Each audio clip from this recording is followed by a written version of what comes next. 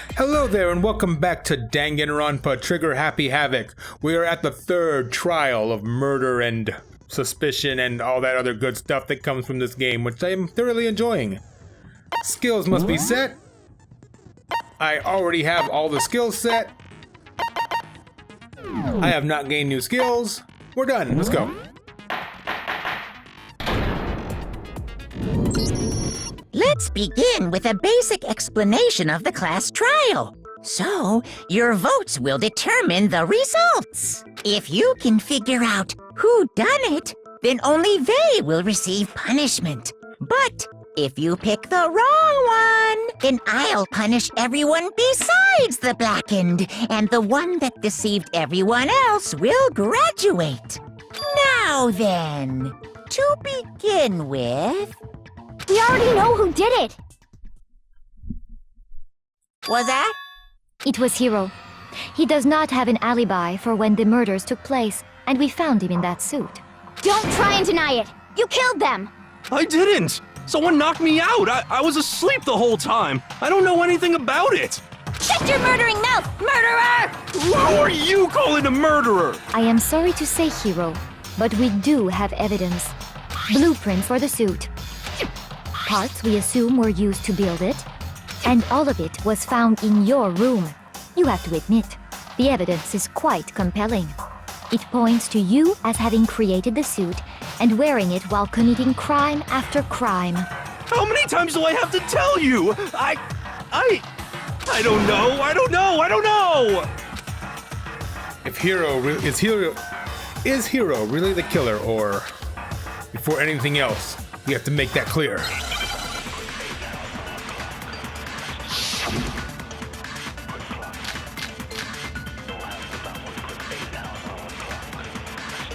Everything we found in your room. The blueprints, the suit parts, they are all proof enough that you are the culprit. I don't know anything about that stuff! It's not true! It's a conspiracy! Hiro, why? Why did you kill them? No! Just hold on a second! Okay, so probably the blueprints. Everything we found in your room. The blueprints, the suit parts, they... No, that's wrong!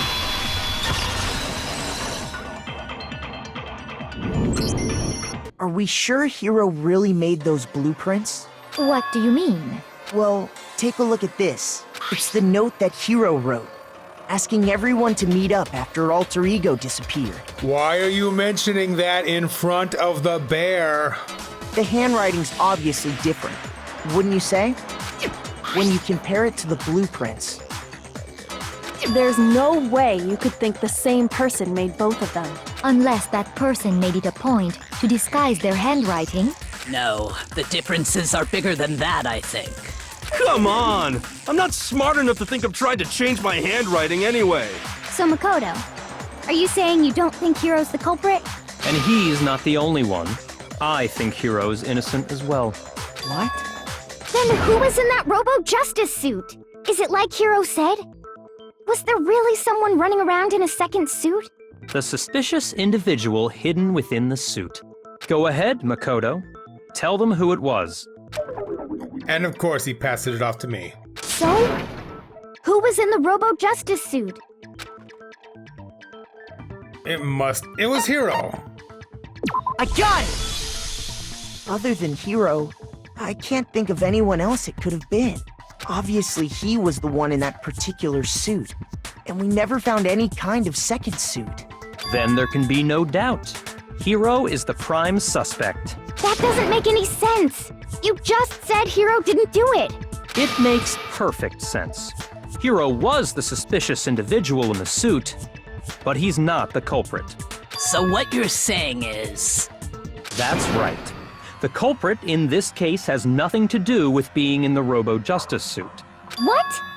Now that's a bold assumption. And what reason do you have to make such a statement? You do have a reason, yes?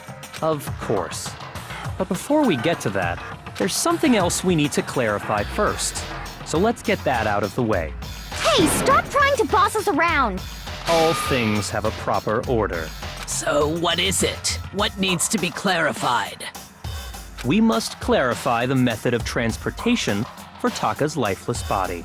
It would seem that his corpse was moved using certain particular items.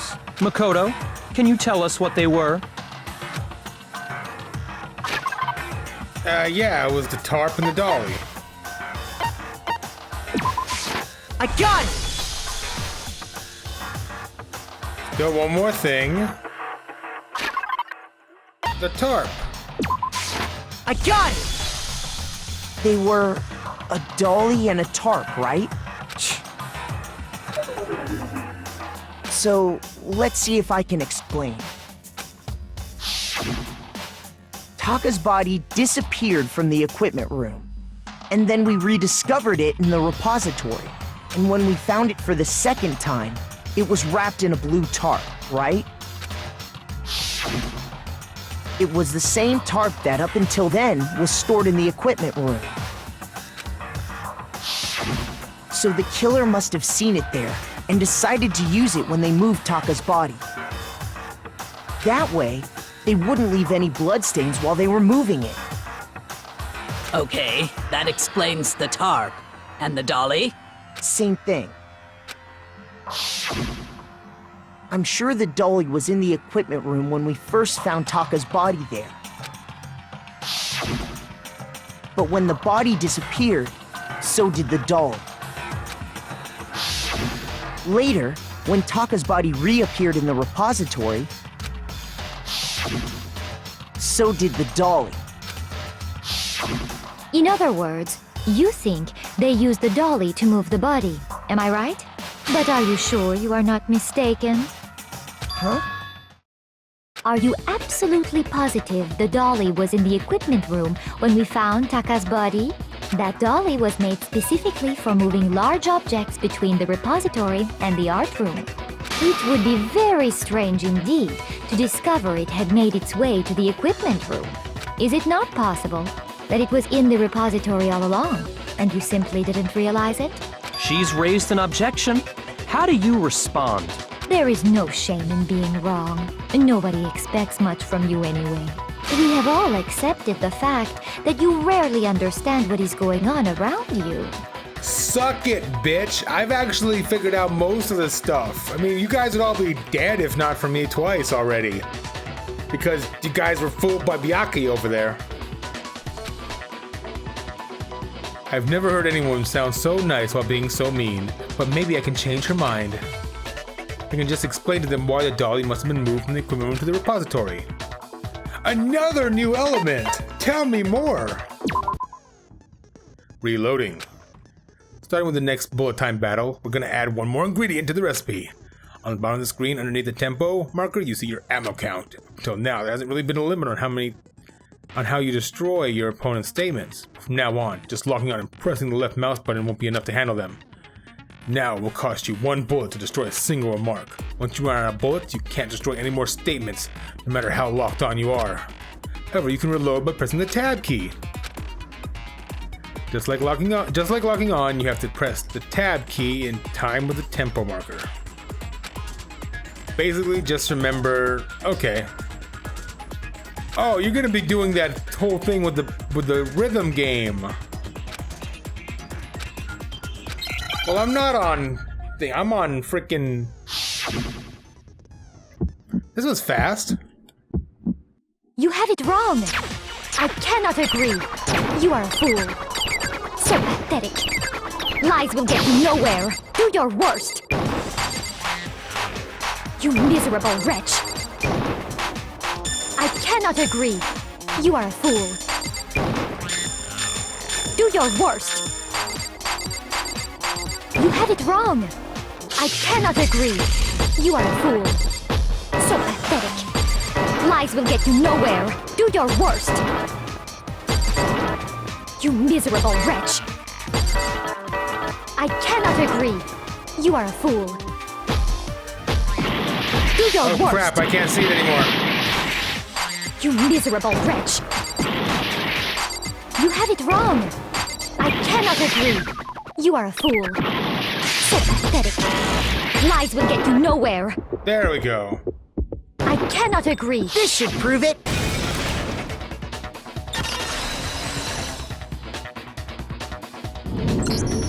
If you're asking for proof that the dolly moved, I have it right here. I have very little sense of beating. I got a slight sense of rhythm, but music, it's my weakness. I'm sorry. When I found the dolly in the repository, one of the wheels had a blood stain on it. There was a pool of blood in the equipment room with a tire mark in it that matched the dolly wheel's tread. The killer probably rolled the dolly through the blood on accident as they wheeled the body out of the room, and as the blood dried on the tire, they moved the body into the repository.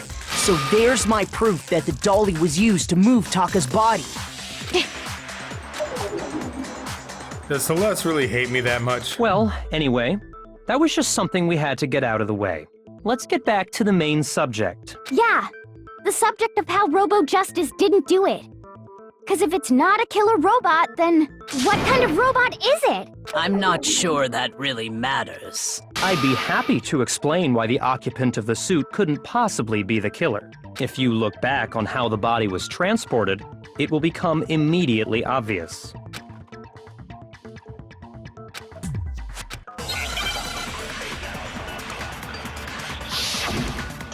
Well, because he couldn't bend over. Okay. As we know, Taka was killed in the equipment room. And from there, the body was moved to the repository, correct? Yeah, the culprit wrapped the body in the tarp, then loaded it onto the dolly and wheeled it off, right? Now, keep in mind that the dolly doesn't have a handle. Well, yeah, but even without a handle, all you'd have to do is bend over. No, that's wrong. Easy enough. You're absolutely right that you could push a dolly without a handle if you stoop down low. But if you were wearing that suit, do you think you could actually get into a position like that? What do you mean? Think back to what you said when we were all checking out the suit together, remember? I'm blind as a bat in here. Can't see my feet at all. I'm surprised you got anywhere in this thing. Telling you it wasn't me. Not to mention, you totally can't bend at the waist. Seems like a pretty obvious oversight. When you're in that suit, not only can you not see your feet, but you can't even bend at the waist. Am I right about that?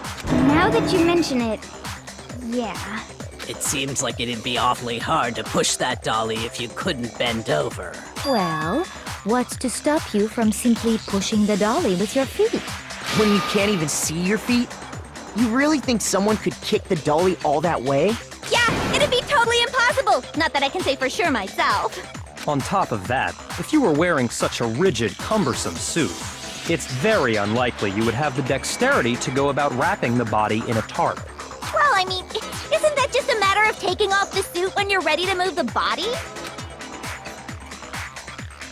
Cause you can't take it out by yourself though. I got it! I don't think taking off the suit was an option. If you remember... I don't know what's up with this thing, but I can't actually get it off. A little help? Why would you make something you can't take off by yourself? I didn't make the stupid friggin' thing! There's a clasp on the back that's keeping you from getting it off. Looks pretty sturdy. I don't think you can get off on your own. I don't think you can get it off on your own. We don't really have a choice. Let's help him. That's true. It seems impossible to put the suit on or take it off without help. Then, you really can't take it off by yourself? Hiro wasn't just making it up? Of course I wasn't making it up. If he could have gotten it off by himself, I don't think he would have let us see him wearing it. Showing up in the suit was basically an invitation for everyone to suspect it. Yeah, that's right! So, it's really, really true that Robo-Justice couldn't have moved the dolly? To be clear, whoever did move the body, it couldn't have been Hiro in the robot suit, correct? No, wait. Just a second, if you please. Have you forgotten about the picture that I took? You all got a good look at it, did you not? The image of Hifumi being dragged away by Robo-Justice? If whoever was in that suit is not the culprit, how do you explain that? Besides, do you remember what the now deceased Hifumi said? How did you get hurt? That guy hit me. What guy? Robo Justice, or that's what I decided to call him just now. So long as those facts exist, the proper conclusion is beyond question. The individual inside the suit and the culprit are one and the same. It was Hiro, without a doubt. Yeah. Yeah, that's gotta be right. Hold on a second! It's still far too early to reach that conclusion. Besides, there's no hurry to decide who did it. Before we rush to a verdict, shouldn't we explore every single possibility? Instead of seizing on one viewpoint, the truth is uncovered by analyzing things from every angle. Perhaps, but where do we go from here? Let's review this series of unfortunate events from the beginning.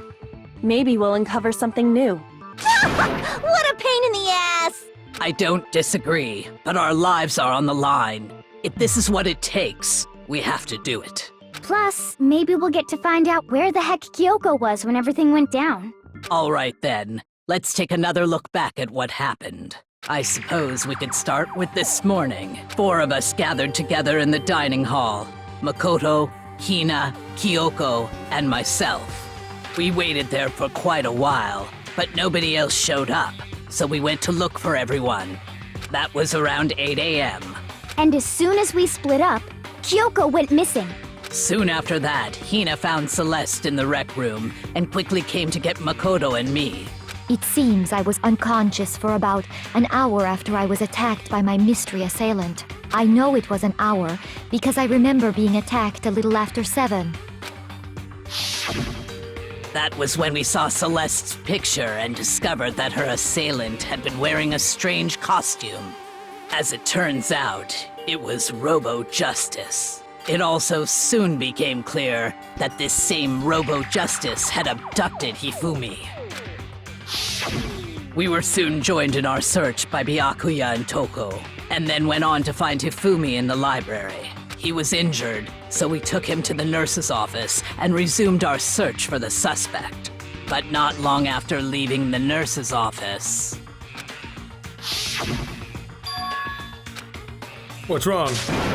I saw a shadow, something moving around the top of the stairs.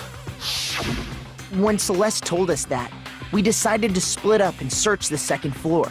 And soon after that, I saw someone moving around on the 3rd floor, and I yelled out to everyone as soon as I did. Celeste, what's wrong? That was a rather intense scream for someone like you.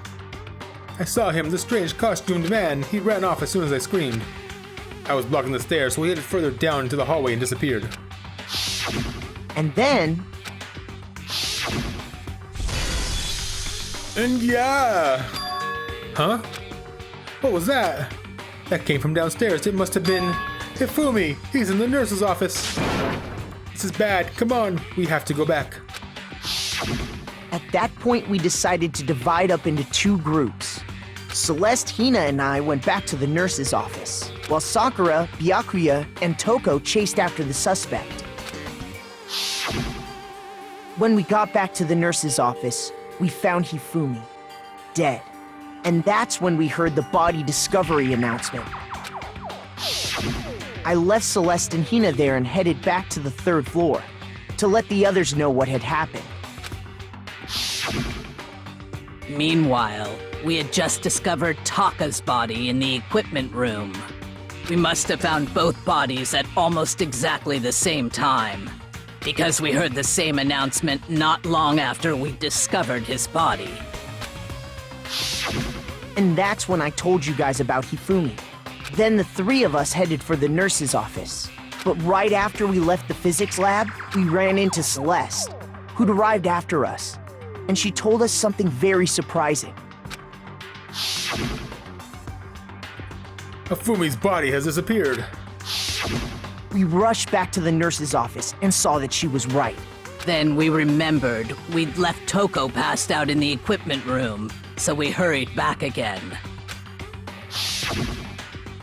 This can't be happening. Are we hallucinating all this or something? But when we got there, we discovered that now Taka's body had also gone missing. Next thing we knew, we were searching the school for 2 missing dead bodies. And after some time, Celeste informed us that she'd found the bodies, and we all headed to the repository, which is where we rediscovered the corpses. I think that about covers it. I see. The whole thing sounds exceptionally complicated. It certainly seems to me that these are not a simple series of connected events. Okay, well, if that's true, then what? Rather than a single series of events, I think we have to consider each murder a separate situation. And from there, we can uncover the contradictions surrounding all of them. Now then, let's get started, beginning with what happened to Taka. Contradictions hidden in what happened to Taka. Or to uncover the truth of this case, I have to find them no matter what.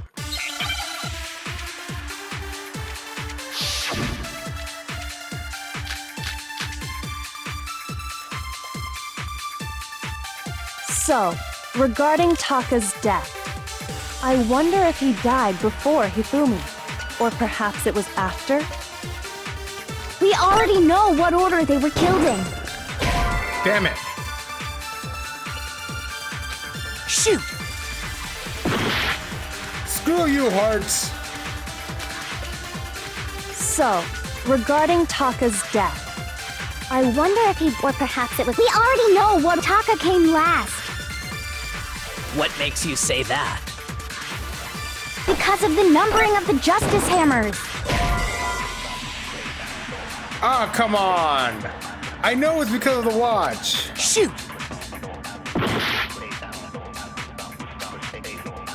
So, I wonder if, or perhaps it was. We already know Taka came. What makes you say? Because of the number. It's true that Hifumi was killed with Justice Hammer 3, while Taka's death came from a swing of Justice Hammer 4. See? So it's obvious Taka came after.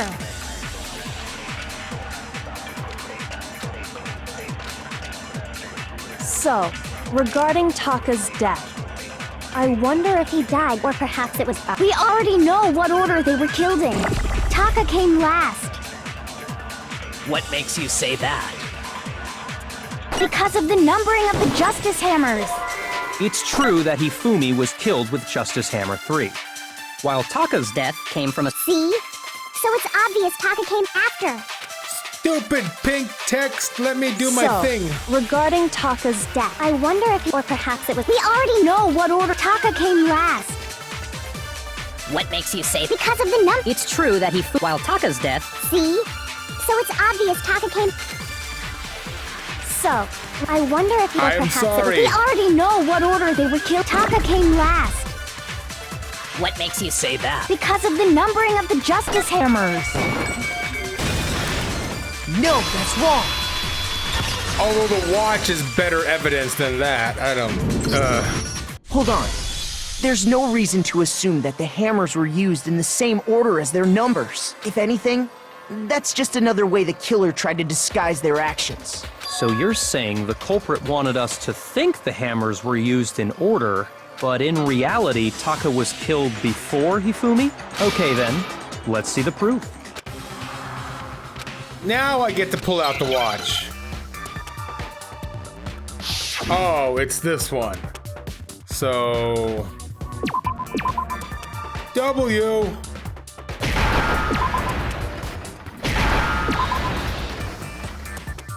Gotta spell out the whole thing. Wristwatch.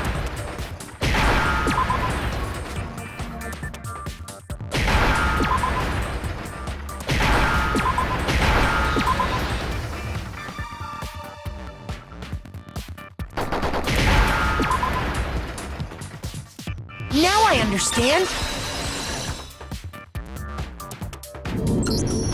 I've got it. Taka's wristwatch. See? Look.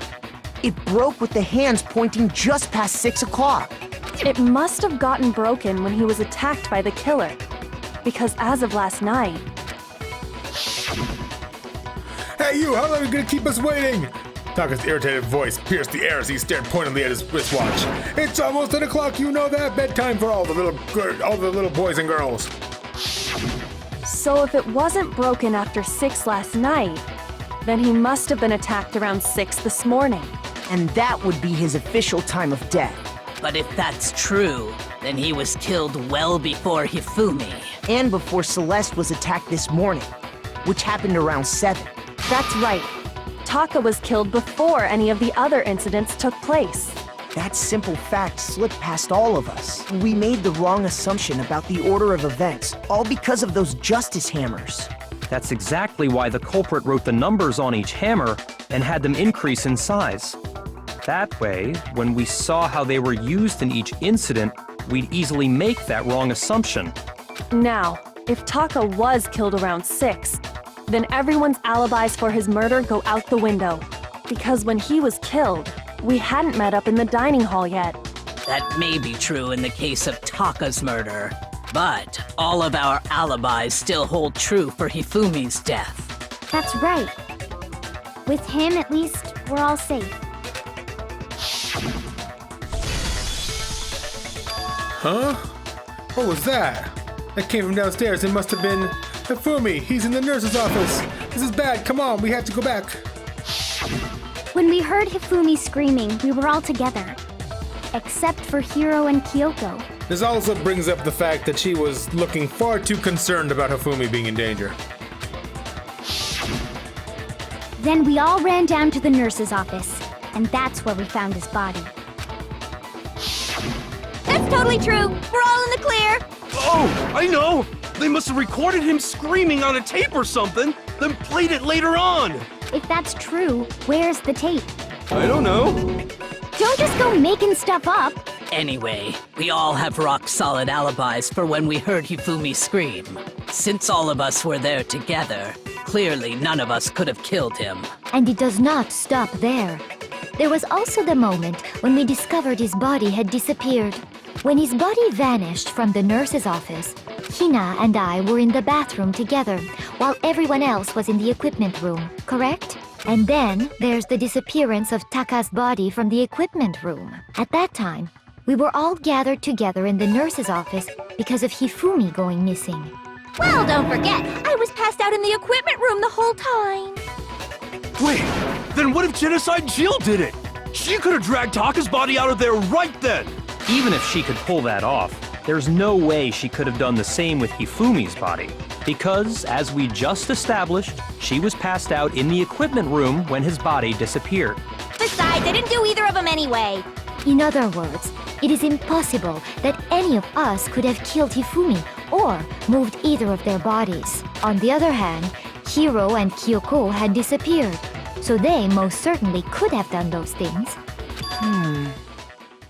So what now, Kyoko? For now, we can't get fixated on who did it, or we'll just keep going around in circles. So instead of who, I propose we start talking about how. In particular, I think we need to figure out how Hifumi's body got moved. I find it hilarious that his weight is actually a key plot point for his murder. That's true. We searched everywhere, but we couldn't figure out how to explain his body disappearing. And according to what Celeste said, We could not have been gone for more than a minute or two, though. So then the killer was able to get in and move Hifumi's body in that short amount of time. It would seem so.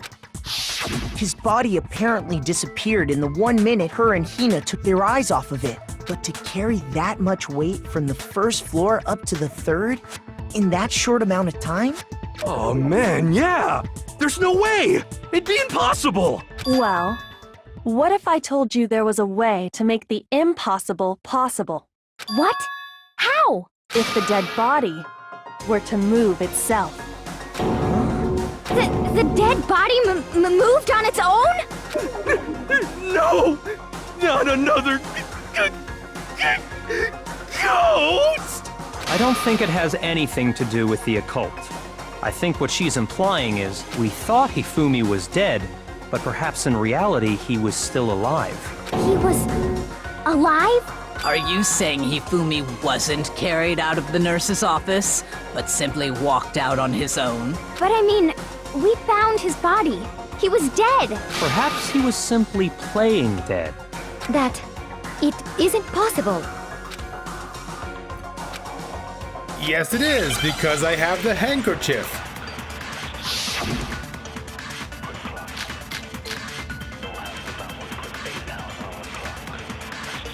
Are you saying that when we first found Hifumi in the nurse's office, there's a chance he was actually still alive? No, it is impossible.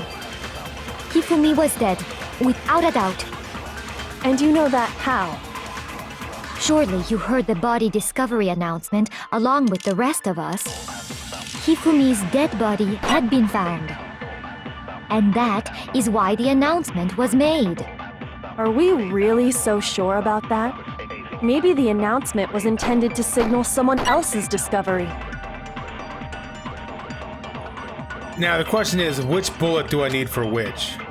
Are you saying that when we first found there's a chance he was actually still alive? No, it is impossible.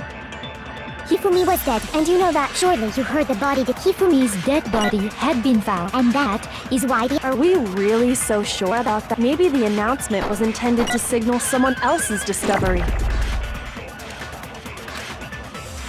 Are you saying that when we first... There's a chance he was actually... No, it is Hifumi was dead. And you know that. Surely you heard the body discovery announcement along with the Hifumi's dead body had been found. Yeah! No, that's wrong.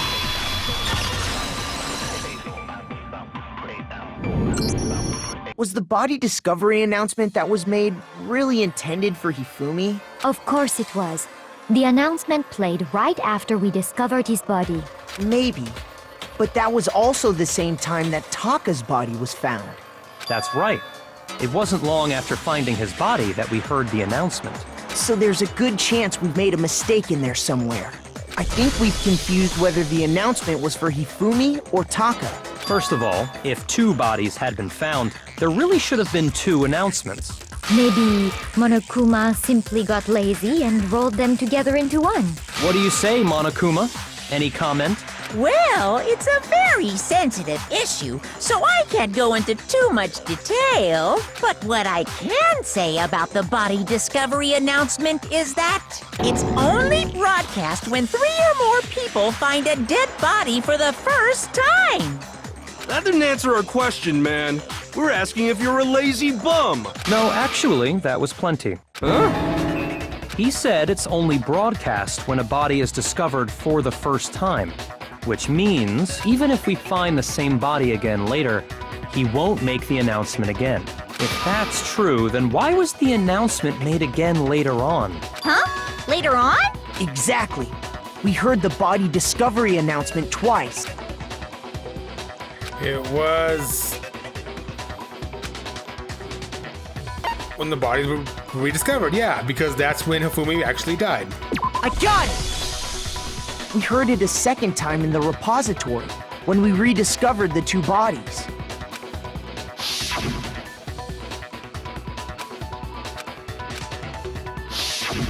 It didn't seem weird at the time, but it contradicts what Monokuma just told us, doesn't it?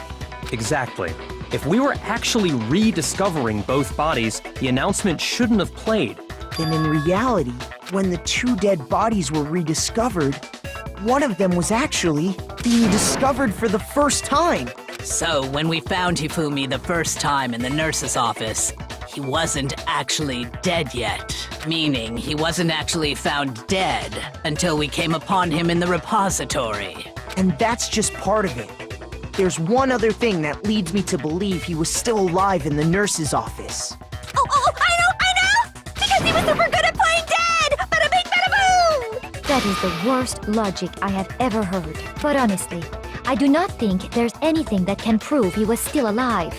Okay then, let's take another look at the events surrounding the discovery of his body. Then it should become clear whether he was really alive or not. This whole thing is pointless. I already have it.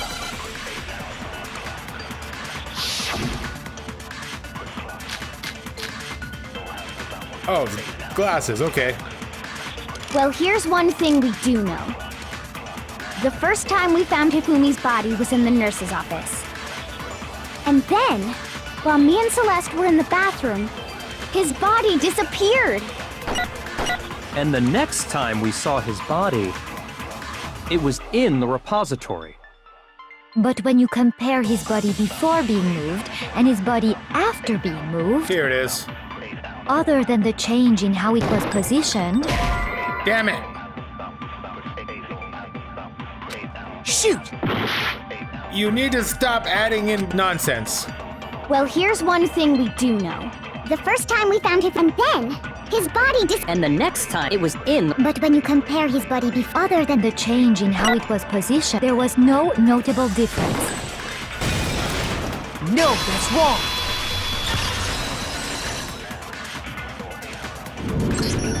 In fact, there was one clear difference between Hifumi in the nurse's office and the repository.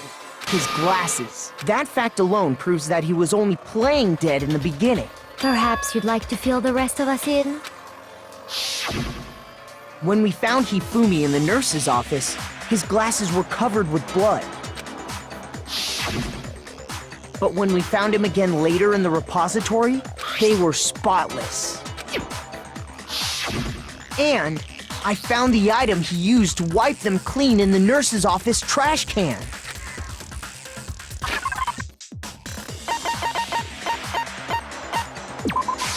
I got it! It was a glasses cleaning cloth featuring a certain cartoon mascot. One look at the bloodstain on the cloth should make things clear. This piece of cloth was used to wipe Hifumi's glasses clean, and the mascot on the cloth is the same one that's on the digital camera, right? And whose digital camera was it? Hifumi's, of course. The character was Princess Piggles. From Demon Angel Pretty Pudgy Princess, I think. I highly doubt anyone but Hifumi would have brought something like this to school. I see your point. And the only people here who wear glasses are... I wouldn't be caught dead using a tacky piece of garbage like that. a few tissues is all I need to keep my glasses clean. Then there's no question. It belonged to Hifumi. So what you're saying is... What exactly? What I'm saying is, the blood on his glasses was wiped away using his own glasses cleaning cloth. Even if that is true, it does not mean he wiped the blood off himself. But who would benefit from a clean pair of glasses other than the glasses owner? That's a good point. Then it must have been him, right? So let's assume that Hifumi was still alive in the nurse's office. He pretends to be dead. Then when he's alone, he wipes his glasses clean so he can see. Then he stands up and walks out on his own 2 feet. And with that, the impossible task of moving his copious corpse becomes possible, wouldn't you say? But then, if he was just pretending to be dead, what was with all that blood? Was it paint or something? The fridge in the nurse's office contains packs of blood for emergencies. He probably used one of those. He figured if he was gonna play dead, he should go all out, so he just dumped it everywhere! But he got crazy with it and had to wipe his glasses off when he was done! God, what an idiot! And if Hifumi was still alive at that point, the disappearance of Taka's body is easily explained. It should be perfectly obvious who must have moved Taka's corpse. Hifumi. I got it! It could only have been Hifumi. At least this gives me some hearts back. While we were all gathered in the nurse's office, he went to the equipment room and took Taka's body. That also explains how the door to the repository got locked. The door was locked? Well, after the bodies disappeared, we all went looking for them, right? So me and Sakura headed for the repository. But when we got there, the door was locked. And the repository door can only be locked from the inside. Which means, when Hina and Sakura got to the repository, someone was already inside. And it could only have been Hifumi, who just finished stashing Taka's body there. He convinced us all he was dead, and when he saw his chance, he dragged Taka's body to the repository. So, Hifumi wasn't just another victim in this case. He was one of the assailants. But that means he took part in the murders. I just can't believe it. If you're having trouble, would you like me to show you one more piece of evidence? There's more? Oh, absolutely. The single biggest fact pointing to his involvement has yet to be revealed. You know what I'm talking about, right, Makoto? The item he took off of Taka's lifeless body? Is that the handbook? Oh no, the note. I got it! You're talking about the note Hifumi had hidden away, aren't you? Hidden note? That's right. We found it stuffed in his pants. What? In his pants? Yes, his pants. Okay, well, forget about the pants for now. Take a look at what the note says. I found a hole maybe we can use to escape. Monokuma can't find out, so don't tell anyone else for now. Let's meet in the equipment room at 6 a.m. Ah! That's the note I was telling you about! The one that told me where to go! Huh? Wait, this one's a little different. In my note it said, Monokuma can't find out, so don't tell anyone else for now. Let's meet in the rec room at 1 a.m. I see. Then this note isn't the same one Hiro got. It's not the same? In other words, the killer got in touch with another person besides Hiro, and that person could only have been... Fumi's pants! That's amazing. It was Taka. I got it! That's right! Taka! The killer used this note to draw out Taka and murder him. And they didn't want to draw out Fumi's pants. Too bad. Hello? Over here! Objection! Objection! I don't really understand what's going on, but Hifumi had that letter, right? So whoever wrote it wasn't drawing out TikTok. They were...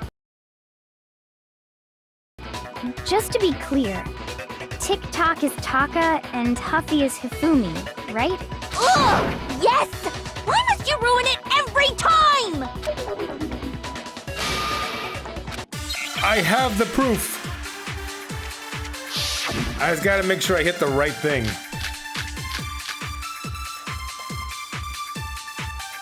Wait, I didn't need any of those. Huffy had the note, right?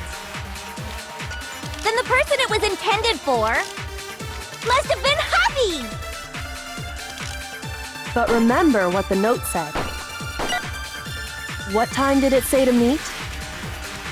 6 a.m., I believe. The time doesn't matter! The note has nothing to do with TikTok! The watch. Huffy had the note, right? Then the person it was intended for must have been Huffy! But remember what time did it? 6 a.m. The time doesn't matter! The note has nothing to do with TikTok! No, that's wrong.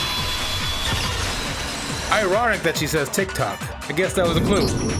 No, there absolutely is a connection. What the hell are you talking about? The note said to meet at 6 a.m., which is the same time Taka was murdered. We've already proven that using his wristwatch. But there's more. Look where the note says to meet. The equipment room, right? Which is where Taka was killed. I see. So, Taka was murdered at both the time and place written in the note. I think that should be plenty to show that this note was definitely meant for Taka. Well, when you put it like that... No further objections! Then someone used that note to trick Taka. Just the same as me. The culprit really is a cold-blooded monster. Telling people they found a way out. But if they gave the note to Taka, what was Hifumi doing with it? Stuffed down his pants, no less! Most likely. Hifumi stole it off Taka's corpse after he died. Huh? He stole it? Where's your proof? Go ahead, show us. Well, that's the ripped piece of paper. Where is it?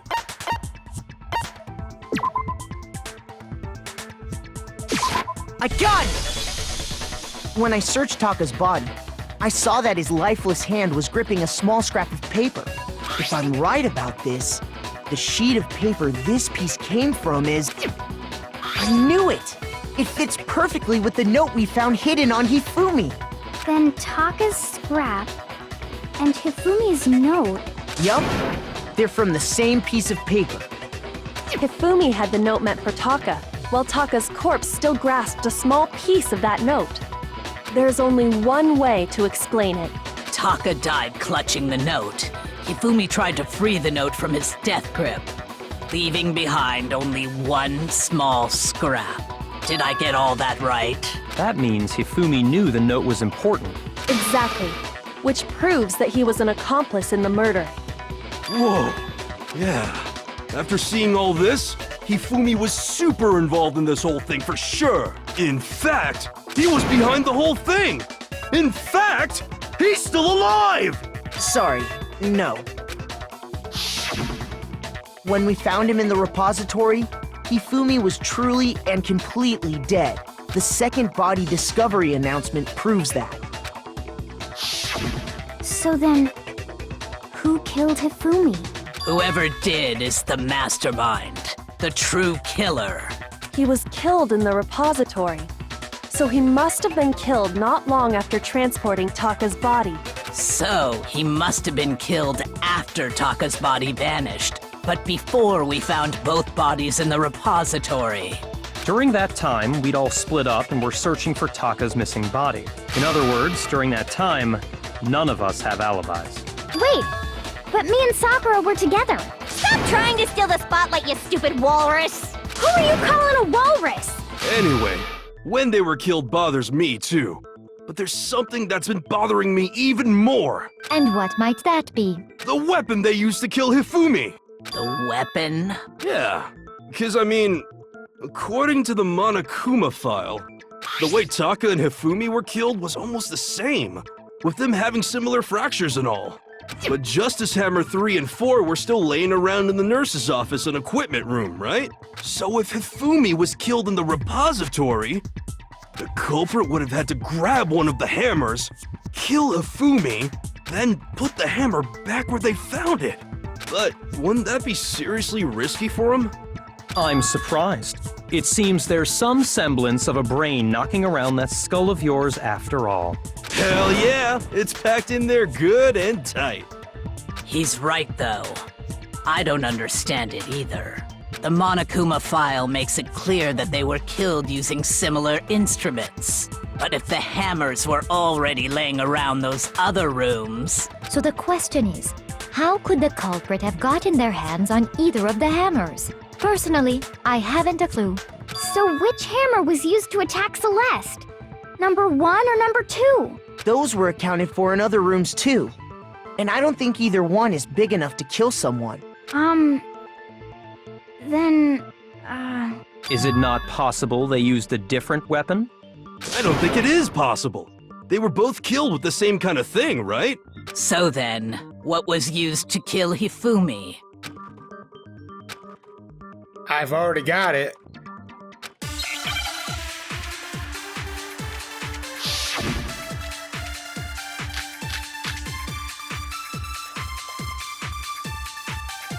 What was used to kill Hifumi? Was it Justice Hammer 3? Maybe Justice Hammer 4? Well, whatever it was, there's one thing we have to figure out. How was the culprit able to move around so freely with the weapon? How did nobody witness them carrying it? Sounds like a Justice Hammer 5 is about to make its appearance! Damn it! Shoot! Goodbye, Heart. I missed you. What was used? Was it maybe Justice? Well, there's one. How was the culprit? How did nobody... Sounds like a Justice Hammer 5 is about to make its appearance! Check out murdergear.com/hammertime for more info! Well, one thing seems pretty clear. The murder weapon had to be one of the Justice... No, that's wrong! They're so similar, it's hard to know which one's the actual lie. The murder weapon wasn't a justice hammer at all. No, it was something completely different. But, seriously? A different weapon? Specifically, a hammer from the repository.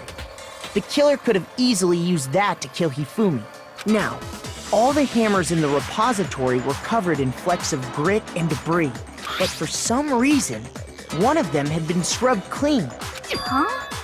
And the reason it had been scrubbed clean was most likely because it was used to commit murder. If the hammer got covered in Hifumi's blood, of course they'd have to clean it off. I'd also like to point out that the repository has all kinds of hammers. Big ones, small ones, and even some flat mallet-like ones. I think whoever made the Justice hammers used those as a basis for their design. If that's true, that would explain the Monokuma file's note about the wounds being similar. So Hifumi moved Taka's body to the repository, where someone then used a hammer to kill him. And whoever did that is the true killer. The one Hifumi was working with. And the one who betrayed him. Hold on a moment. I still think it's strange to assume someone was working together with him. The way the graduation rule works, there is no benefit to helping someone else carry out a murder. So the idea that anyone would work together like that is simply ludicrous. We talked about this, did we not? But, okay.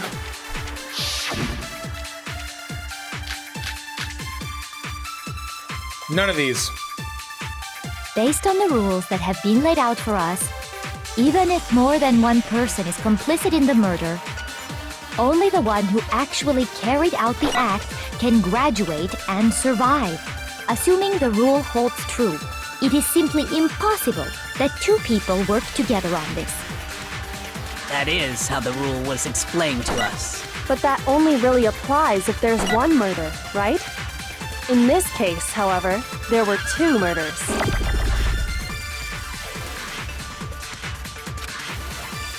Based on the rules that have been laid out for us, even if more than one person is complicit in the murder, only the one who actually carried out the act can, assuming the rule holds true. No, that's wrong! That one was nice and easy. Since there were two murders, it's at least plausible that more than one person was involved. What do you mean? If there'd only been one murder, then yes, the idea of an accomplice isn't really worth considering. Naturally, if only one person can be saved per murder, an accomplice has no risk versus reward benefit. Risk versus reward benefit? The payoff for working together. The reward that balances out the risk of taking part in a scheme. There's no point in being someone's accomplice if there's no benefit to you. However, if there were some potential mutual reward for the risk, then cooperation becomes possible. You're saying that two people could act as each other's accomplices to commit two separate murders. I think that's what the true killer told Hifumi. They would each have an accomplice for their crime, and based on the case's events, Hifumi would have been the first one to act, murdering Taka. They made him carry out the first murder so he couldn't back out of helping them later on. So in this case, there wasn't one single person committing multiple murders. Instead, each person killed someone, creating two separate incidents. And it only looked like one person because that's how the true killer designed it to look. A single suspicious individual, a similar weapon used in each crime, disappearing bodies. By creating one seamless set of circumstances, they made it look like one person was behind it all. The mastermind picked their target and managed to convince him to go along with their plan. And then, to avoid the no accomplices rule, they simply killed their accomplice. Which, if true, means that betraying Hifumi was part of the plan from the very beginning. That's just awful. How could anyone be so cruel? You think so? I can't help but admire its cunning. Still, their choice of accomplice seems odd.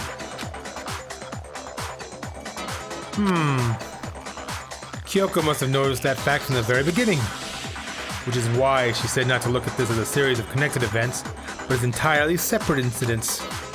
Kyoko really is amazing, although, when you think about it, she's almost too amazing. Like, it's almost unnatural how good she is at this. I understand how an accomplice could be involved. But then, who was the one pulling Hifumi's strings? That's problem numero uno right now. The true killer. Debates up till now. When you consider all that, there's really only one person who seems to fit. It was me!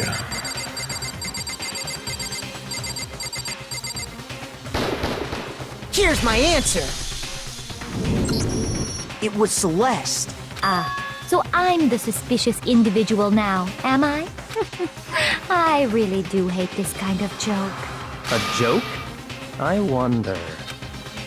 So what you are saying, then, is that I specifically chose to work together with Hifumi. The idea that I would choose to spend any amount of time interacting with him, that I would go within 10 feet of that shit for brains, that lazy, worthless, goddamn idiot! Pardonnez-moi. Just to be clear, there is evidence to support it. Is that so? It is. Throughout the investigation, there was certain behavior that was common only to the two of you. Considering what we've learned so far, it only further proves that the two of you were working together. Nope. Encountering suspicious Well, it's also the screaming. Yeah. I got it! The behavior they had in common has to do with the suspicious individual in the suit, doesn't it? The only ones who ever actually saw Robo-Justice firsthand were Celeste and Hifumi. Shush, the adults are talking now. Bite me! Sorry. As he said, only Celeste and Hifumi ever laid eyes on the costumed individual. I really hope you die next. If we accept that Hifumi was one of the culprits, we can't help but suspect what Celeste has said as well. Are you saying everything they told us was a lie? After taking Hifumi to the nurse's office, we all began our search for this individual, correct? And not too long after that, do you remember what Celeste said?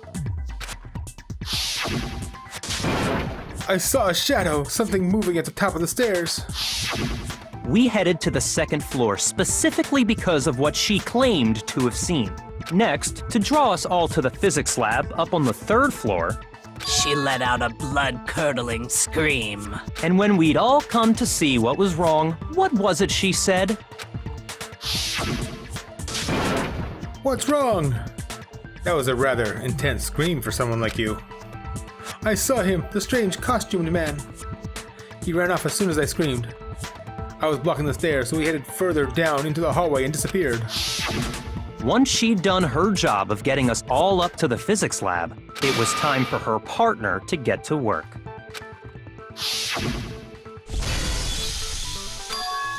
Huh. What was that? That came from downstairs. It must have been Hifumi. He's in the nurse's office. It's bad. We have to go back. It was to get us to divide into two groups. So that we would discover both bodies at the same time? In fact, Celeste was precisely the one who proposed that we split up. Then why don't we split into two groups? I'll lead the hunting party. That seems much more interesting. Very well, then Makoto and Hina, you come with me to the nurse's office. I will leave the capture of the suspicious individual to Toko, Byakuya, and Sakura. Well, if Celeste and Hifumi were working together, all those chance events suddenly become connected. And on top of that, that piercing cry of yours early on.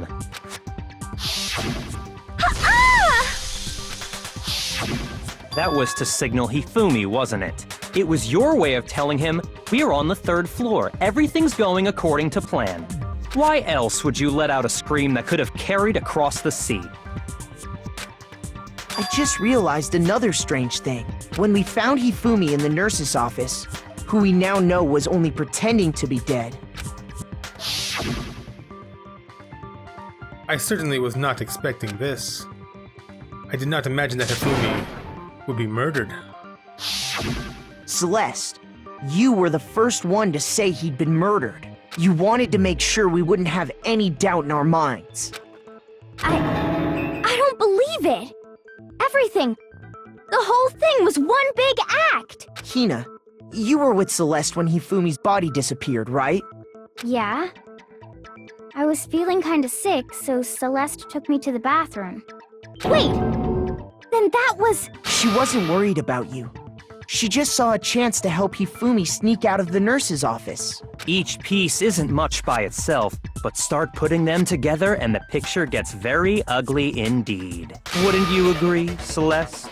I have no idea what you mean. Don't bother trying to deny it. You made one fatal mistake. Oh, did I? I didn't even catch it myself when you first said it, but looking back, I can say that that one little slip-up was your undoing. What are you talking about? I'm talking about what you said after Hifumi's body disappeared and we returned to the nurse's office.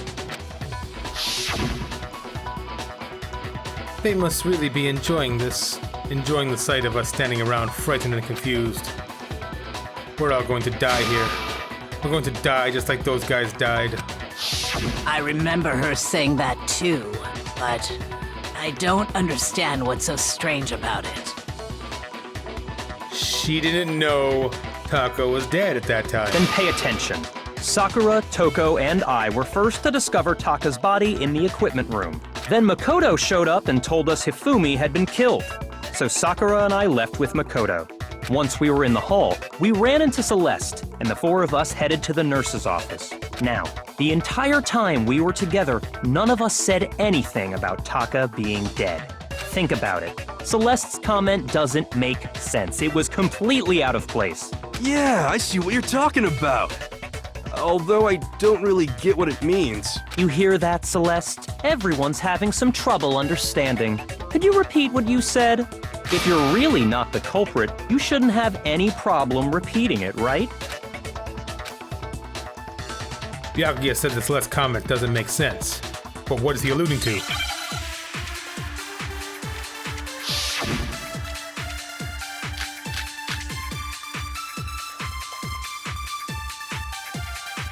All I said was, they must really be enjoying this. Enjoying the sight of us standing around, frightened and confused. They must be positively elated. We are all going to die here. We are going to die. Just like those guys died. Damn it! Shoot! All I said, they must really enjoying the sight of us. They must be. We are going to die. Just like those guys died. And that is all I said. And that's all it takes to finish this. It's obvious, isn't it, what was so strange about Celeste's comment?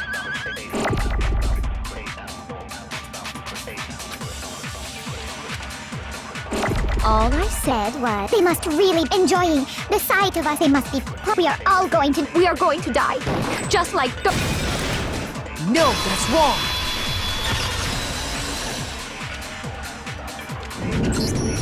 That's right. There's no reason Celeste should have said, just like those guys died. I guess I should watch the whole thing before I pick up Target. Oh well. When she said that, none of us had told her Taka was dead. Exactly. And we didn't run into her until after we were all out in the hall. So there was never any chance for her to have seen his body in the equipment room for herself. So how did you know, Celeste? How did you know more than one person had been killed? And how did you know they were both guys? Because Kyoko had also disappeared, right? So she could have been dead too. You all have such vivid imaginations. You know that? Imaginations? You claim that I was lying when I told you about the suspicious person I saw. Then what about the picture I took? How do you explain this picture of the costumed villain dragging Hifumi away? It has to be some kind of setup, right? So let's put the suit on. And then she used the camera's timer to set up the picture. Have you so quickly forgotten? You are the only one who could have possibly fit into that suit. Plus, I happen to know that this particular camera does not have a timer. In other words, it is an unassailable fact that this is a picture of Hifumi being dragged away. If everything I told you was a lie, how can this picture exist? Simple. Are we sure that's really a picture of the suspect dragging Hifumi away? What could you possibly mean by that?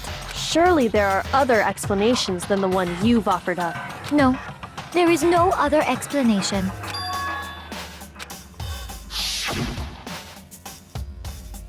He was Hifumi dragging the body of the hero.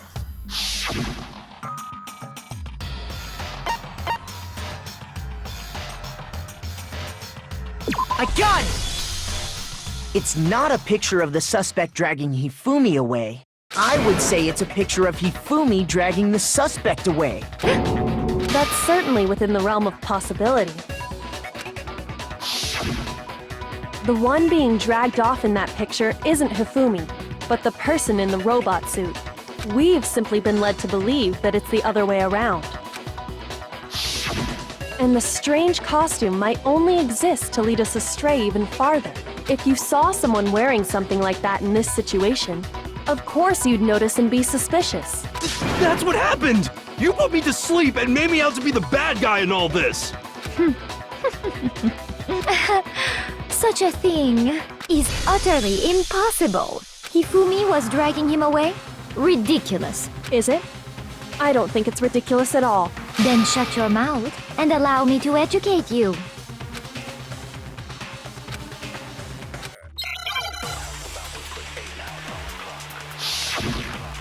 Okay, what do we got here? Well, none of that. You dressed me up in that suit after I passed out! Then you just draped me across Hifumi and had him carry my weight! You tried to make me look like the bad guy! Like I said, ridiculous. As you can see in the picture, the suspect is standing perfectly upright. If the person inside the suit was unconscious, there's no way they could stand up straight like that. Then the fortune-telling idiot is the culprit after all! No way!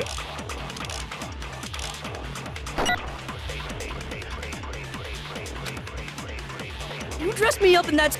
Then you just draped me... You tried to make me look... Like I said, as you can see in the picture, If the person inside the suit, there's no way they could stand up straight.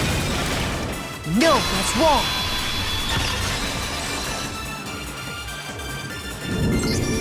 No. Even if the person inside the suit were unconscious, they could still stand up like that, because that Robo-Justice suit had a certain characteristic. You totally can't bend at the waist. Seems like a pretty obvious oversight. that's right! They totally made a mistake when they made it, so it couldn't bend at the waist. I'm not so sure that was a mistake. I think the suit was designed from the beginning to be used the way it was. Celeste and Hifumi took the suit they'd specially designed and stuffed Hiro into it. That's how they were able to fake that whole thing. The point of it all was to make us believe whoever was in the suit was to blame. Well then, I suppose this is checkmate. Checkmate?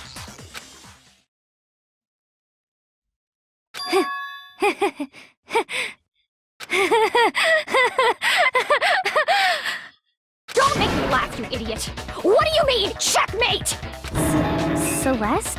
Clearly, you want to cram me into your little guilty box. Well, there's one little problem. Have you already forgotten what Hifumi told us as he lay dying? Hey, Hifumi, who was it? Who attacked you? Who tried to kill you? Who killed me? That's right, I remember their name. Yasuhiro. When we asked him who had attacked him, his answer was quite clear, was it not? He said, and I quote, Yasuhiro. In other words, Yasuhiro Hagakure! Wait! But my name isn't really Yasuhiro! It's actually Taro! Your confusing statements don't make any sense. You're only making things more complicated. He did say Yasuhiro, but are we sure he was really pointing the finger at Hiro? What the hell are you talking about? I'll burn you alive! Kyoko, what do you mean by that? Think back to how Hifumi used to talk to us. How did he refer to each of us? He said people's last names. I got it! That's right! Our last names! He called us all by our last names! Exactly. I know I heard him say Mr. Naegi more than once, for example. So if Hifumi did mean to say Hiro's name, he would have said his last name, Hagakure. I'm sure it was just incidental.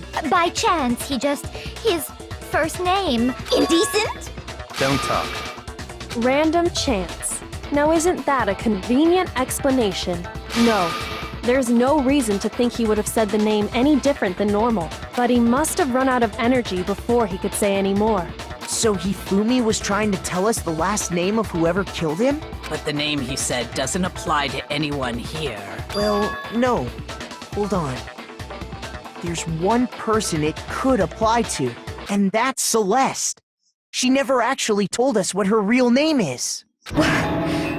What did you just say? To think you'd take your false accusation so far, I don't know whether to laugh or spit! Come on! Enough with your idiotic blather! Yasuhiro is a loser's name! Do I look like a loser to you? Well, do I? Right now you do. What? I think I've earned the right to be a little on edge. Okay, then fill us in. What's your real name? Fine! Make sure your ear holes are wide open and listen up! My real name is Celestia Ludenberg. Could you please stop making me repeat myself over and over again?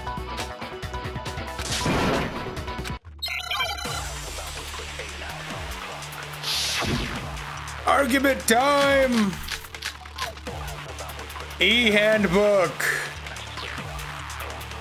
Hifumi was trying to tell us something. He wanted us to know the killer's last name, Yasuhiro. If there's one person here who might have that last name, It would have to be you, Celeste. You haven't told anyone what your real name is. how many times do I have to tell you? My name is Celestia Ludenberg, god damn it! How long do you plan to go on pretending? I'm not pretending. It's the truth. And since you have no way to contradict me, No, that's wrong!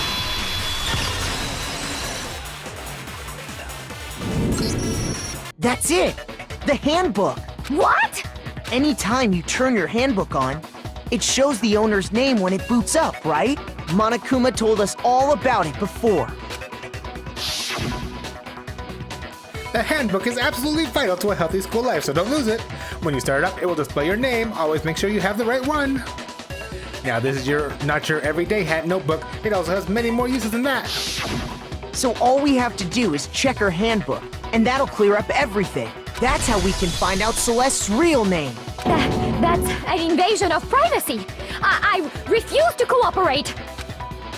Celeste, can you please just tell us what really happened? Please, just tell us.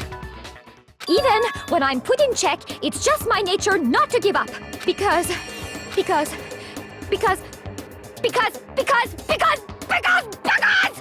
until the game's over, you never know what might happen. Fine then. Let me settle it. Let me go over the case again, from the beginning, and shed light on all your crimes. And that'll bring everything to an end.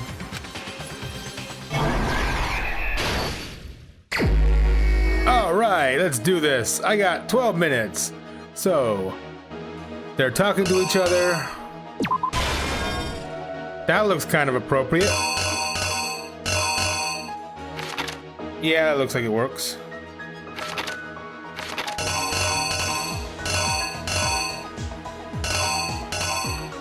Still got stuff from the other thing we don't need.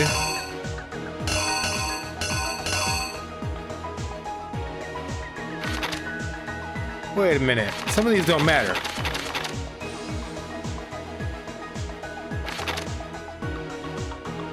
Okay, so they're meeting, they're talking.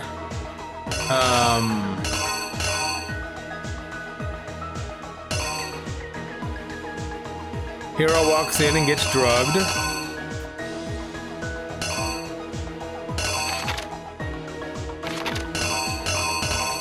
Okay, where's something that matters? Come on.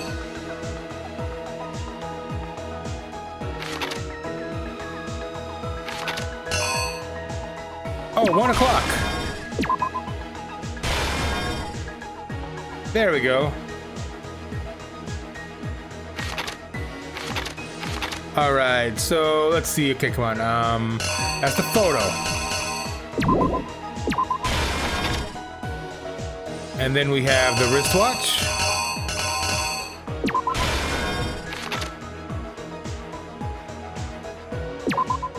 Oh, no, he doesn't move the car body yet.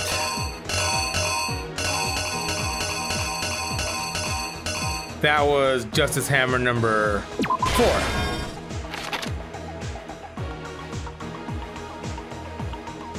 And then he talks about being sick. He already grabs the blood pack here. So he wouldn't need 2 of them.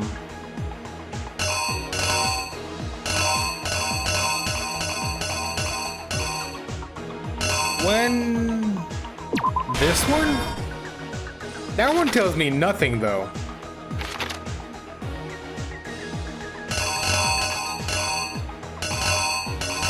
Oh, that's number 2.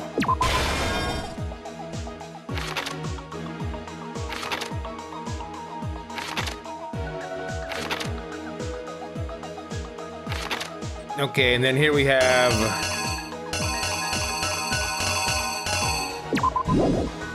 number 3.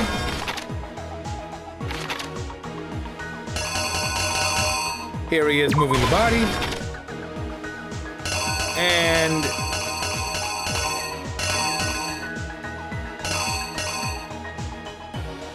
no, we don't have anything from before the kill, so...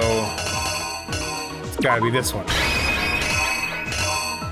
Let's try it. The killer is you! Before anything, the killer persuaded someone to help carry out the murder. And that person was... Hifumi. With an accomplice, the killer was able to execute a number of otherwise impossible schemes.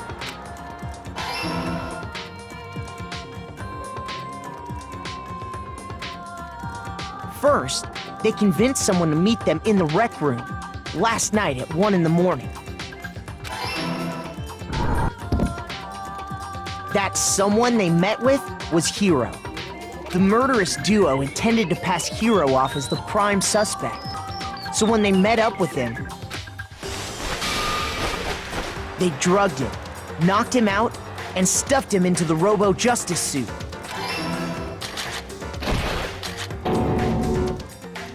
Next, Hifumi positioned himself to make it look like Robo-Justice was attacking him, while the killer used a digital camera to take pictures of the assault.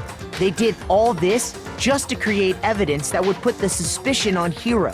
When they were done with him, they shoved him, still unconscious, into the pool room locker. And then finally, at 6 a.m., they moved into the murder phase of their plan. They called Taka to the equipment room.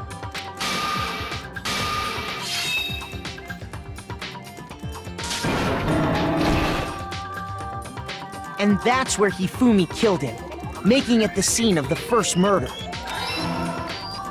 The murder weapon was Justice Hammer 4, which was left there in the equipment room.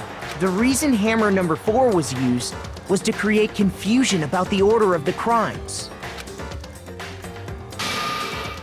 So, next they falsified 2 more assault incidents. For these attacks, the killers pretended to be the victims, to solidify Robo-Justice as the suspect. The first fake incident was the attack in the rec room. There, the killers wanted us to see Justice Hammer 1 and the Robo-Justice pictures they'd taken. They wanted to make sure we bought the surprise attack story. The second fake incident was the attack in the library. This time, they planted Justice Hammer 2 and an injured Hifumi to sell us that story. With these 2 incidents, the killers were able to create a certain preconception in our minds that the suspect was increasing the size of the hammers and attacking people in order as they did. We fell right into their trap and started looking for the suspect based on that.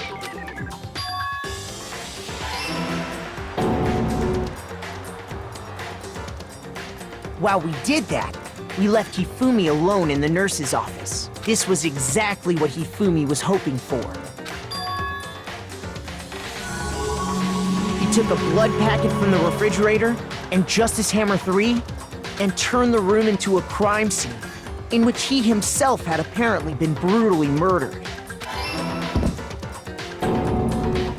He let out a scream to draw us back, and when we returned, that's what we found.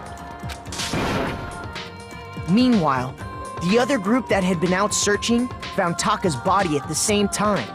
So when we heard the body discovery announcement, we naturally assumed it was for Hifumi. We left the nurse's office, and Hifumi once again took advantage of the situation. He simply got up and made his escape. When we learned his body had disappeared, we all rushed back to the nurse's office, and once again, Hifumi had the chance he was waiting for. This time, he snuck into the equipment room.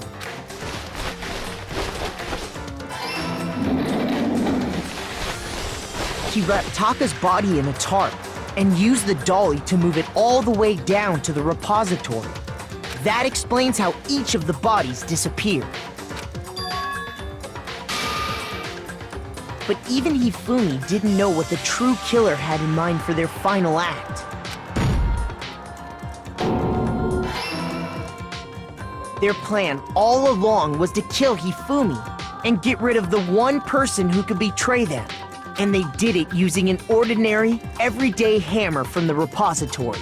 That should cover everything that happened in this case. And the villain behind it all is...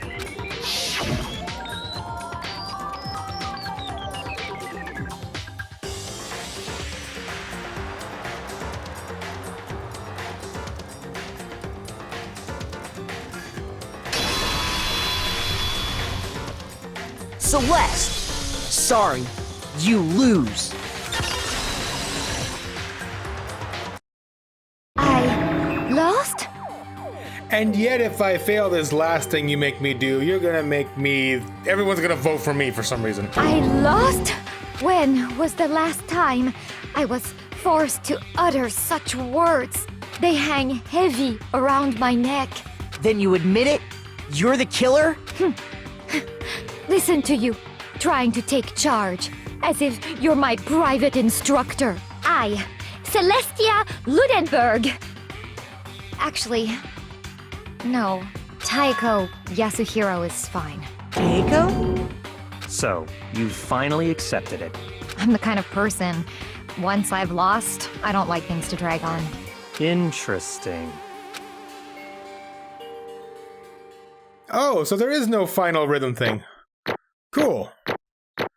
I didn't fail! Awesome! 117 coins. Yeah! Okay, Monokuma. I'm ready to begin. Or, no. I suppose this is the end, isn't it? It is indeed the moment we've all been waiting for. Time to vote, okay? Oh, if you would, please locate your lever and cast your vote. And when the votes are tallied, who will become the blackened? Will you make the right choice or the dreadfully wrong one? What's it gonna be? What's it gonna be?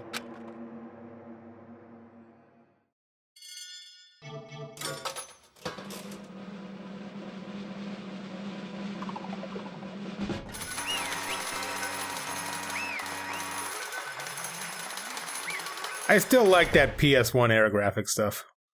What? It's basically a formality at this point, but once again, you're totally correct. The blackened this time, the true killer who devised the whole stinking scheme was... Ta-da! Celestia Ludenberg, or more precisely, Taiko Yasuhiro. Honestly. I lost. Well, that sucks. I guess trying to work with someone else was a mistake after all. Hifumi's ineptitude was beyond all my calculations. I knew it. So you really did approach Hifumi with this plan. But how'd you get him to agree? I can't imagine he would have happily agreed to commit murder. I'm sure she relied on her specialty, lying. My specialty? Don't make me laugh. I didn't have to lie to get him to agree. so then. Then did you use I knew you'd figure it out, Kyoko. You're absolutely right to get Hifumi to act as my accomplice. Indeed. I used her. For everyone who's still left, I'll avoid mentioning it by name, but even though my character Makoto already did that in like the very beginning, like an idiot, it was the one thing Hifumi and Taka were both super into. Does she mean she's talking about alter ego? Say what? What? What are you talking about? Just a second. Don't interrupt. We're in the middle of a very important conversation here. I'm totally out of the loop as usual. How sad. In other words, And you're the one who stole it. Indeed. That's right. I see. And you used it to drag Hifumi into the plan you come up with. Last night, after we had our meeting about how it disappeared, I paid Hifumi a little visit. What are you doing here? Actually, I was hoping I could talk to you alone. It is about what was stolen. I know who did it. what? Are you okay with this? It was Taka. He stole it. So And then, I have proof. Would you like to see it? As it turned out, I'd found a use for the digital camera. I'd taken you-know-what to Taka's room earlier and took pictures of it there. I deleted the picture as soon as I'd shown it to Hifumi, of course. Damnation! So it was him! But how did he do it? She was supposed to yell if either of us got close to her. You are correct, which is why Taka was forced me to steal it. Say what? as for me, Please forgive me. He threatened me. as for He me, came to my room last night unannounced, and then it's hard for me to even say. He abused me. What? And he took pictures. He said if I did not do as he asked, he would show them to everyone. I had no choice. Damnation! That's a crime, an absolute crime. I mean, I knew he'd gone a little crazy, but Say what? I never imagined he would go that far. It was amazing how completely he bought it. I can't express how enjoyable that was. I'm about to say something I've never said before in my life. Completely unforgivable! I'm going to kill him! I'm going to fucking kill him! most Wait, unfortunate. please, if you go now, you'll be playing right into his hands. Actually, Taka is planning to use her to escape. And he has made you his target. What? Escape, you don't mean... Taka is going to try to kill you. indeed. And all so he can keep her to himself.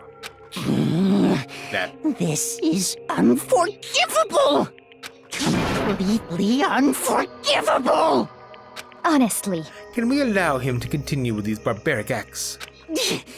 Absolutely not, how could I? She... I swear I will save her! actually, Then would you like to join with me? It just so happens I have come up with a plan. I have devised a way to reclaim what he has stolen and escape this dreadful school. And with that, it is complete. What are you talking about? Oh, nothing. Hifumi agreed without a second thought. The effect that item had on him was remarkable. The power of love, even a love as twisted as that, can still drive people mad, it would seem. You disgust me.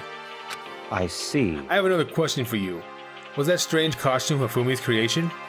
indeed. Yeah, it was a real pain in the butt, too. All I asked him to do was make something to hide the face and general body size. I had no idea he'd make something like that.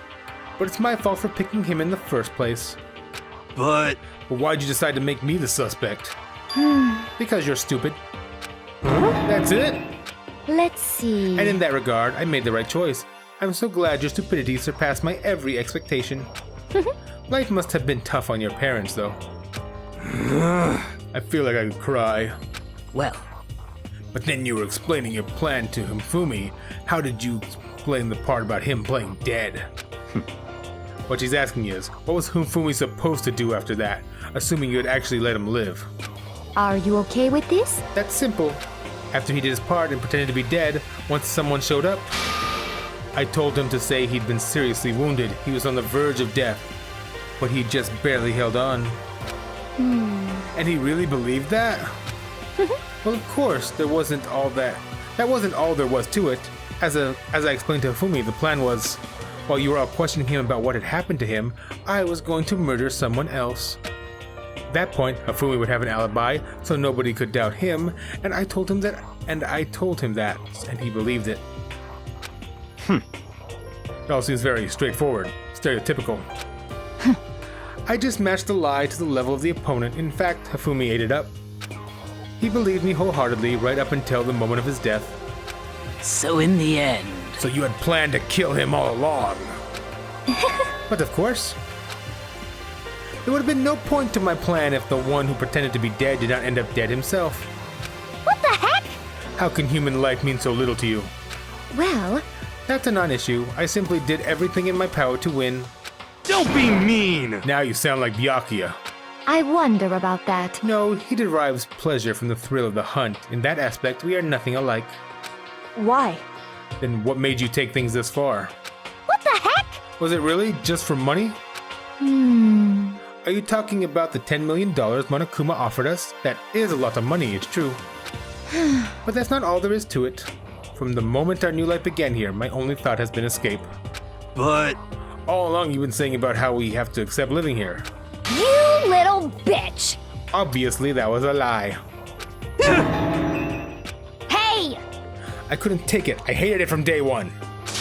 More than anyone else in here. You little bitch! I wanted to get out. Every day was fresh torture. Do you want to know why, huh? This is fine. Because I had a dream. And accepting a life here would have meant nothing less than giving up on my dream forever. Honestly. And there was no way I could ever do that. In the underground world of gambling, I risked my life to make a metaphorical killing. As for me, And it was all for that dream. And what was this dream of yours? isn't it wonderful? To live in a European castle. A castle?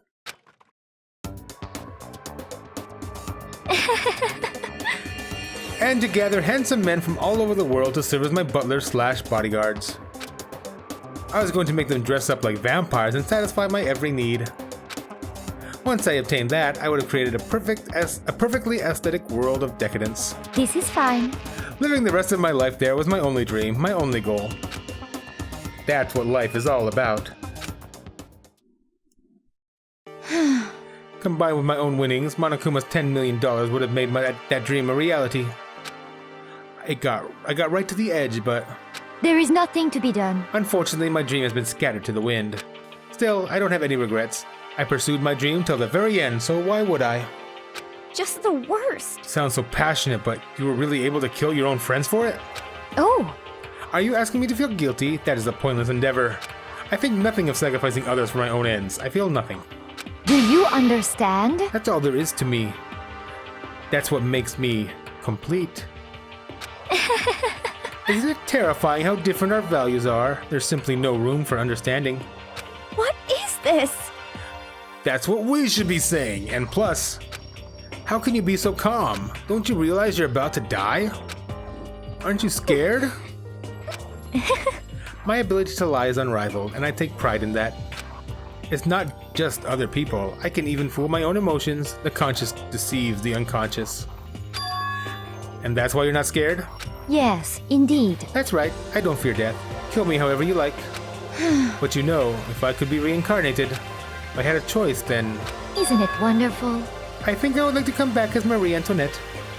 Hey, You just get executed again. Celeste smiled then, and when she did, it looked to me like a poor effort to force it.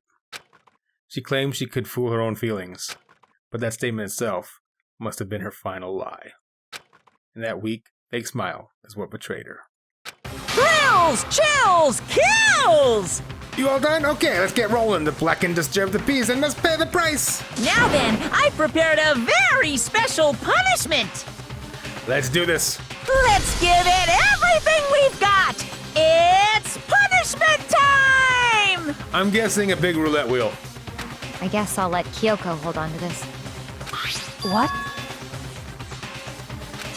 Will it really give you the hope you're looking for? I can't say I ever saw it that way. Which is why... Actually, it's not important. Well then, take care, everyone. Perhaps we'll meet again. In another life.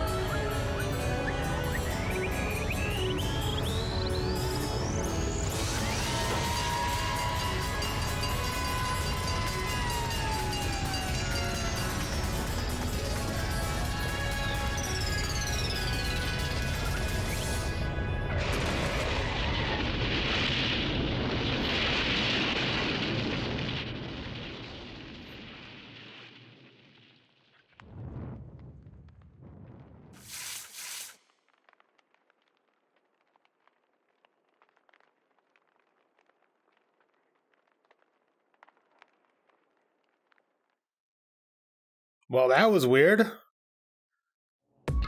The fire would have been interesting, but instead just interrupted all by hitting her with a truck. Okay. It's over. The third execution is over. Celeste's death is over.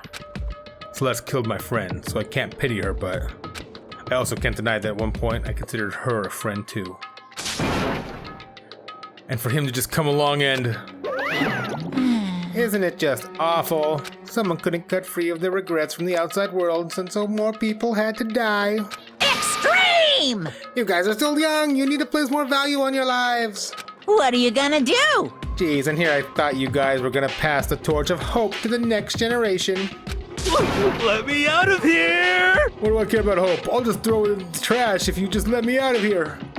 Too bad. You're all the embodiment of hope, whether you like it or not. And it's my destiny to knock you down one by one. It's sad, yes it is, but that reality just can't be avoided. Don't talk like you're not responsible. How long are you gonna make us keep going through this? What do you want from us? How strange. God, I'm so sick of people asking me that. Give it a rest already. So anyway, Kyoko, did I see you get some kind of key type object from Celeste? Hey! Hey! So, what's the deal with that? Wah? Huh? What's the matter? So then, I'll answer your question if you answer mine. you... What did you do? What did you do to me? Ooh! What? Hey, Answer me. What did you do to my body? Ooh! How exciting! Oh man, oh geez, oh man, oh geez. What do you mean, what did I do? I have no idea. I don't know anything about it. What was that just now? The mastermind did something to Kyoko's body? What does that mean? Hello. Okay, things are getting kind of awkward. I think it's about time I got out of here. Well? Meanwhile, you guys can go on enjoying your school life. If you get lonely, give me a shout. Not that I'll do anything about it, of course. See ya later! Monokuma disappeared, leaving us all depressed and in despair. Although it wasn't all despair. There was one small hope. Hey Kyoko, Monokuma already mentioned it, but... What's that key Celeste gave you? so... most likely, is the key to one of the dressing room lockers. Huh? And that means... Celeste probably hid it in there. Hey, I suppose sometimes it's easiest to miss what's right beneath your nose. Well then, we'd better go check. Indeed. Good idea. We left the courtroom and rushed to the dressing room. As we approached the dressing room, Kyoko looked back at us and said, Hey, I'm going to go on alone from here. Everyone else head to the dining hall. I'll check in with you later. What? Why exactly are you going alone? so... Do you even have to ask? As she spoke, she quickly glanced around at the surveillance camera. Come on. That's not what I mean. Why you? There's still the risk of a spy, you know. Then I'll go too. What? You? Please let me go. Standing here arguing is just going to draw more attention to us. Goodbye. Whatever you want. Thank you, Byakuya. You bag of dicks. well then. Then it's up to you now. Yo! I'm gonna go to the dining hall, okay?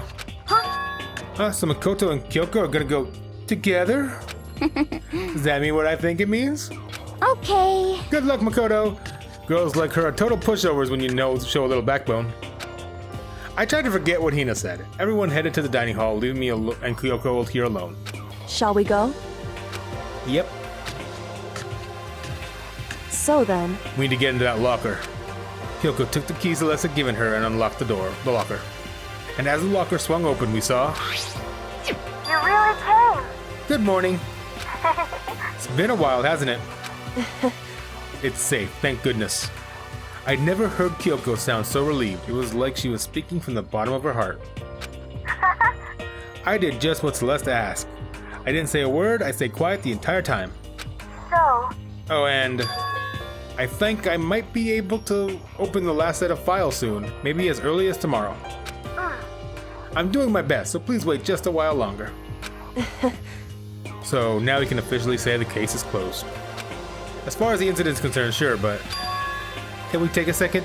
Since we have this opportunity, I want you to be honest with me. Kyoko, please tell me, what are you trying to do all on your own here at the school? You... Is that why you wanted to come here with me? However... Regardless, it's not something you need to know right now. I don't need to know? It just makes me even more worried. What? Worried? Like what happened during the investigation this time. You disappeared. We didn't see you again. Without warning, without explanation. When you do that, Indeed. it's only natural that they think I'm a mastermind spy, right? And you too? No. I believe in you. What? You believe in me? Isn't it obvious? People believe in their friends, right? That's why I want you to tell me. And I want you to believe in me too. Because we're friends. I understand. It's true. Then maybe I can believe in you. Just a little bit more. Then, That's fine. fine, I'll tell you. I'll tell you I've been disappearing and where I've been going. You see, what I heard from Kyoko then was, well, frankly, it kind of blew my mind. Right after I told Kyoko I believe in her, she told me a story that was, well, almost unbelievable. I decided I had to confirm what she told me with my own two eyes, so I waited for nighttime to come. And when it did, I went into action. Well, okay. Correct. The boys' bathroom on the second floor doesn't have a surveillance camera or monitor in it. And in the storage closet there, way in the back. She said it was way in the back of the boys' bathroom storage closet, but could Kyoko really be right about this?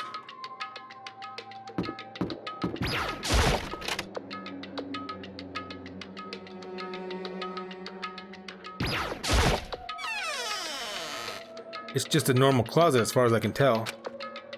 The secret Kyoko told me about, could it really be hidden here? What are you talking about? Well, yeah, there is kind of a door outline. She said it was way in the back of the storage closet. But I mean, seriously? Without thinking, I placed my hand on the back of the storage closet. And suddenly, as if I were being yanked in. Gashunk! At the same time as I heard that sound, I fell through the wall. I had no idea what was going on. Ba-bump. I had fallen through to the back of the storage closet. Huh? Turned out, the back wall was like a revolving door, and I'd made my way to the other side. And just like Kyoko had said, Correct. there's a storage closet. In the back of the closet, there's a secret room. So this is the secret room. But what's in here? Well, time to look around a bit. There's a chair. Normal desk with normal drawers. There's a bunch of files and what looked like a volume after volume of yearbooks. They're all covered in dust. Looking at everything, one file on the edge of the bookshelf caught my eye. Hope's Peak Academy Student Registry? This is the only thing in here not covered in dust. Has someone been looking at it recently? I slipped the file into my hand. Before I had a chance to take a look at it, a slip of paper fell out of the file, and I turned my attention to it. What is this? You must not leave. That's kind of weird.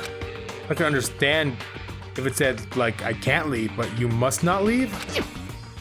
What is this? My head feels funny. A strange sensation. It's like deja vu.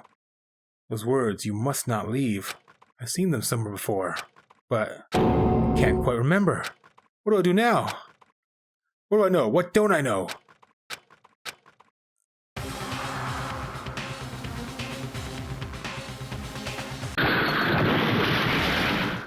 A strange sound rang out through my head.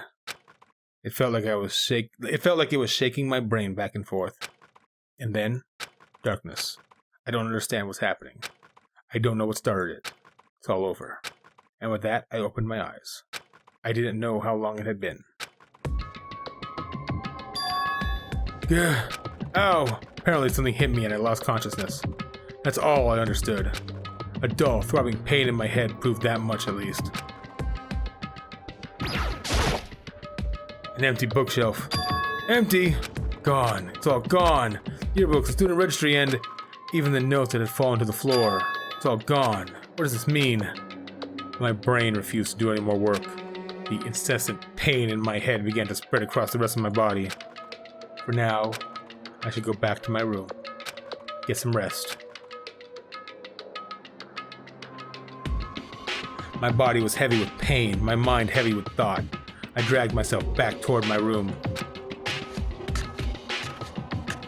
Somehow I made it back to the first floor of the school.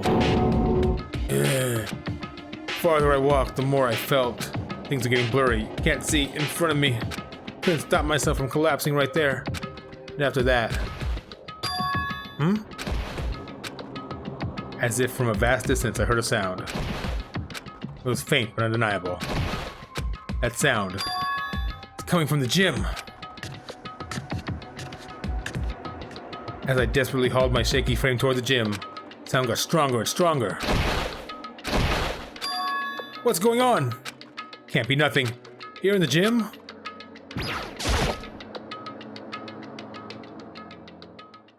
I didn't make a sound as I opened the door to the gym.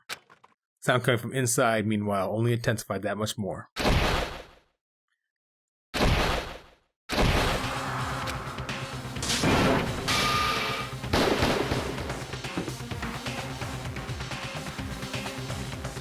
Before me there raged a battle beyond anything humanly possible. No, one side's not human, that's for sure. But regardless, I couldn't stop staring. I forgot to move or even breathe. Why, you? What do you think you're doing? I asked you a question. What's the meaning of this? How dare you defy me? This wasn't part of the deal! The deal? I've made a decision. I will no longer retreat, no longer compromise, no longer regret. I've made my decision. I'm going to resist you. Okay, but you do realize what will happen if you go through with this, right? You haven't forgotten, have you? What I'm holding hostage?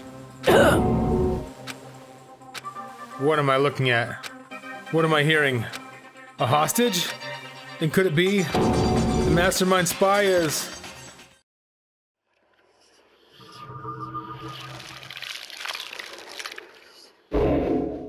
And that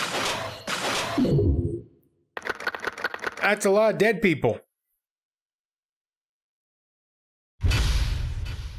Well, that is the end of Chapter 3. Sweet Super Robo Justice! So, with that, we're going to end this one here. Thank you very much for watching. We start Chapter 4 We're going to start Chapter 4 in the next one. Probably the usual plot, then free time and whatever. And apparently Sakura's a freaking traitor. I can't trust anyone, can I? They either die or they're wrong. I mean, I was starting to turn around on Celeste, and she killed 2 people. Great. Oh well. I'll be back for Chapter 4 and see all that unfold next time. Later.